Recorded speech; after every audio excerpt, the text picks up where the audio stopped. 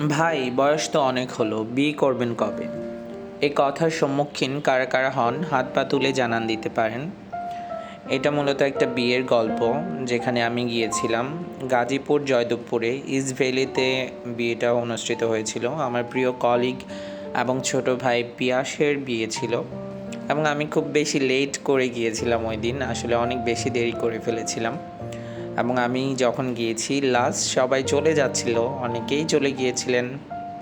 তারপর আমি গেলাম, আমার কলিগদের দেখলাম ওনাদের একদম খাওয়া দাওয়া শেষ, ওনারাও চলে যাবেন। তারপর দেখা হলো সবার সাথেই। তারপর ওনারা কিছুক্ষণ পরে চলে গেলেন এবং আরও কিছু কলিগ আসলেন, তাদের সাথে একদম লাস্ট ব্যাচে খাওয়া দাওয়া করলাম আমরা। আউটলেটটা খুবই সুন্দর ইস্ট ভ্যালির, ওদের প্রত্যেকটা ফ্লোরই আলাদা আলাদা ডিজাইন।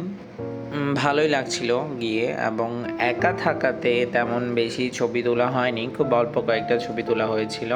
এই যে কিছু কলিগ ফটোশ্যুট করছেন, এবং আমি বিভিন্ন ফ্লোর ঘুরে দেখলাম। মূলত এই ফ্লোরটাও ভালো লাগছিল। অনেক দিন পর কোনো একটা কলিগের বিয়ে খেতে গিয়েছিলাম, কিন্তু একা থাকায় আমি তেমন এনজয় করতে পারিনি, তারপরও ভালো লাগা ছিল। এই হচ্ছে বর কনে এবং তাদের ফ্যামিলি।